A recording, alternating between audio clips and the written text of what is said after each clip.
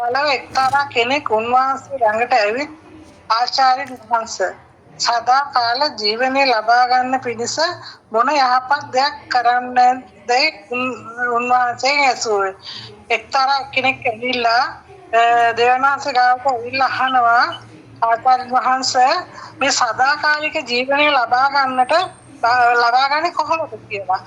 එතකොට මොනවද මම ඒ සඳහා කරන්න ඕනි මොන යහපත් දේවල්ද මම කරන්න ඕනි කියලා අහනවා. එතකොට උන්වහන්සේ එහෙම අහනවා. ඊට පස්සේ උන්වහන්සේට නුඹ යහපත ගැන මාගෙන් ਵਿਚාරන්නේ මාක් නිසාද? යහපත සිටින්නේ එක්කෙනෙක්මයි. නමුත් නුඹ ජීවනයට අතුරුවන්නට කැමැත්තේ නම් ආඥාවන් පවත්න්නේ ඔහුට කීසේක. එතකොට කියනවා නුඹ මගේ යහපත ගැන විචාරන්නේ යහපත ගැන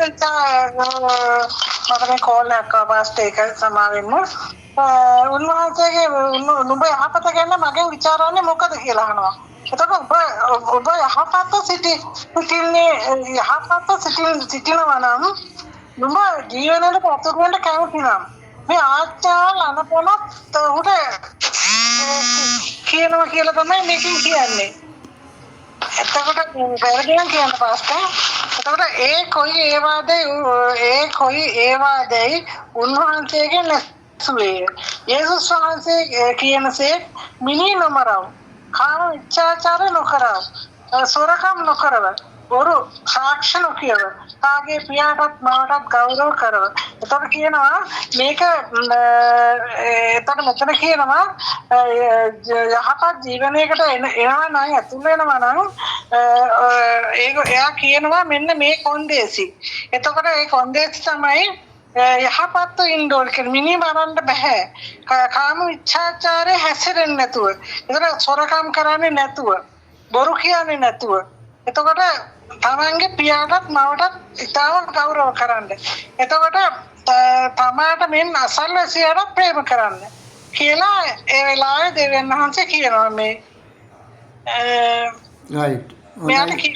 හොඳයි. ගේස් සහෝදරි ඊට පස්සේ පද ටික කියන්නේ පද දෙකක් තව. දෙකක් හරි තුනක් හරි. යවුණාට මේ සියල්ල රක්ෂා ගේස් සහෝදරිට අපි කියන්න කියලා. පද දෙක තුනක් බලමු. සිස්ටර් ගේස් කියන්නේ ඔව් පාසල් 20 ඉඳලා නේද? නෑ 19 දාම කියන්නකො ඒ ටික ඔක්කොම එකට යන්නේ නැත්තම් 19 21 තාගේ පියාට සාක්ෂි නොකියව. තාගේ පියාටත් මමටත් ගෞරව කරව.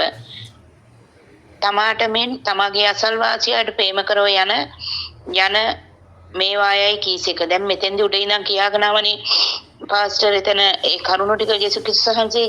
එතකොට මේ අර සහෝදරිය නවත්තපු තැන ඉඳන් මම පටන් ගන්නෙ. තාගේ පියාටත් මවටත් ගෞරව කරව. තමාට මෙන් තමාගේ අසල්වාසියාටත් ප්‍රේම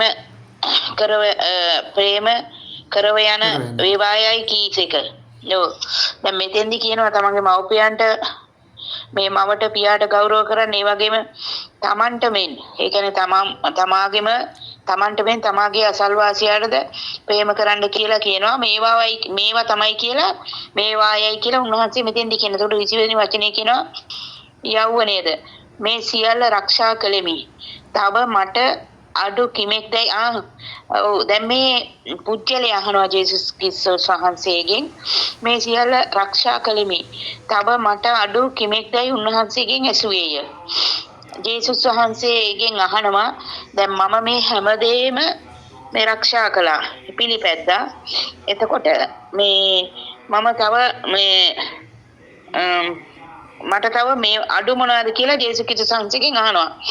එතකොට 21 වෙනි වචනේ කියනවා ජේසුස් වහන්සේද නුඹ සම්පූර්ණ වෙන්නට කැමති නම් ගොස් නුඹ සන්තක දේ විකුණා දිලුන්දාට දීප. දැන් එතකොට මේ යවුණේ ඇවිල්ලා පාසල් ගොඩක් පොහසත් කෙනෙක්. එතකොට මෙයා සතු වස්තුවක් තිබුණා.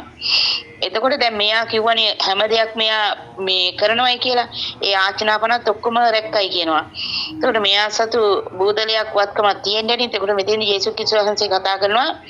මොකද මෙයා ඇහුවනේ තව මොනවාද කරන්න ඕනේ කියලා. එතකොට යේසුස් ක්‍රිස්තුස් වහන්සේ කියනවා නුඹ සම්පූර්ණ වෙන්නට කැමති නැහැ. ඒ කියන්නේ මේ ගිවිසුම සම්පූර්ණ වෙන්න කැමති නම් ආඥාපනත් නුඹ ගොස් නුඹ සන්තකදී විකුණා දිලුන්දන්ට දීපන්නේ. ඒ කියන්නේ දැන් එයා සතුව තියෙන සෑම දෙයක්ම විකුණලා දුප්පත් අහිංසක මිනිසයන්ට දෙන්න කියලා මේ මිනිසයාට කියනවා. ඒ විට ස්වර්ගෙහිද නුඹට වස්තු ලැබෙන්නේය. ආමීන්. එතකොට දැන් මෙතෙන්දී මේ අපි ඒක හැම වෙලෙම සිහි කරන දෙයක්.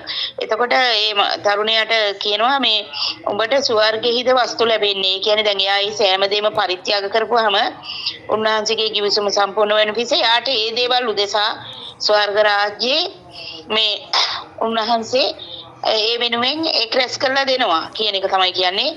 නුඹ මානුවේ යන්නට වරෙන්නයි ඔහුට කීසක. ඊට පස්සේ දැන් ඒකත් කරලා ඊට පස්සේ ඒකත් කියලා ඊට පස්සේ ජේසුස් ක්‍රිස්තුස් වහන්සේ ඔහුට කියනවා නුඹ මානුවේ යන්නට වරෙන්නයි ඔහුට කීසක.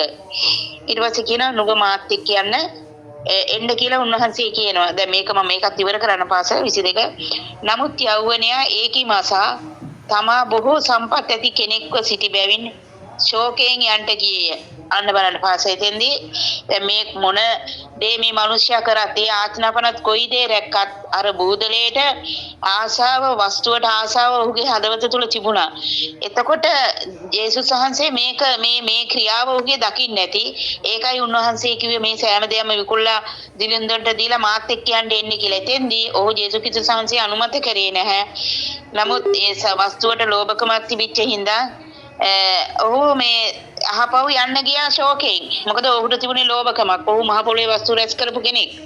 ඒ නිසා ඔහු ඒකට කැමති වුණේ නැහැ කියන අර්ථය තමයි මට හැඟෙන්නේ. මේ කොටසෙන් දැන් ඔයාලට ඉගෙන ගන්න තියෙන්නේ මොකද්ද? දැන් මේකේ පළවෙනි කාරණේ පාස්ටර් ඉන්න මම කතා කරන්නේ. දැන් අපි ජේසුස් ක්‍රිස්තුස් වහන්සේ තුල දැන් මේ ඕසත් මනුෂ්‍ය පුත්‍රයෙක් ගැන තමයි කතා කරන්නේ. එතකොට අපි මෙතෙන්දී මේකේ සාරාංශය සැකිල්ලක් ගායිත් මම කතා කරන්නේ. දැන් බලන්න මේක අද සභාවල දේශනා කළොත් හරියට දේශනා කළොත් කී දෙනෙක් හරියට හැරෙයිද කී දෙනෙක් අතහැරලා යයිද? දැන් ඔයාලා අතනෙත් අහන්න තියෙන්නේ ඒකයි. දැන් මේ මිනිස්සයා එනවා හැබැයි යහපත් කියන වචනේ අහනවා නේද? සදාකාල ජීවන ලබා ගන්න පිස්සු යහපත් දෙයක් කරන්නද? මොකද්ද කරන්න ඕනේ යහපත කියලා. මේ සිස්ටර් මයික් එක මියුට් කරන්නකෝ ආගේ. හරිද? එතකොට මොකද්ද මම කරන්න ඕනේ? සදාකාලික ජීව දැන් ආගේ ප්‍රශ්නේ තියෙන්නේ මොකද්ද? සදාකාල ජීවනය ලබා ගන්න පිණිස තමයි ආගේ ප්‍රශ්නේ තියෙන්නේ. දැන් අපිත් එකම ප්‍රශ්නේ වෙන්න ඕනේ ඒක තමයි අද. අපි මේ පොළවේ වස්තුව රැස් කරගන්න එකවත් පොළවේ යහපත්ව ජීවත් වෙන එකවත් නෙවෙයි. අපේ එකම අරමුණ වෙන්න ඕනේ සදාකාලික රාජ්‍ය උරුම කරගන්න එක. මොකද යේසුස් වහන්සේ දේශනා කරගෙන මාවේ සදාකාලික රාජ්‍ය අතලඟයි පසුතැවිලි වැල්ලා. ඒ පාපිට පසුතැවෙන එක ගැන. ඒතර යෝහන් බෞතිස්තත් සේවය පටන් ගන්නකොටම කිව්වේ සදාකාලික රාජ්‍ය අතලඟයි පසුතැවිලි වැල්ලා කියලා. ඒකට අදටත් අපිට කතා කරන්න තියෙන්නේ ඒකමයි. මේ ආඥානපනත් විතරක් නෙවෙයි. ඒතකොට දැන් මේ යෞවනයා නම් පොසත් කොල්ලා නම් මිනිස්සයා නම් මේ කියනකොට මේ ඔක්කොම රැකලා තියෙනවා. කාමමච්ඡාචාර කළා නැහැ, සොරකම් කළා නැහැ, මිනිමරණ්ඩ අනුබල දීලා නැහැ, බොරු සාක්ෂි කියලා නැහැ.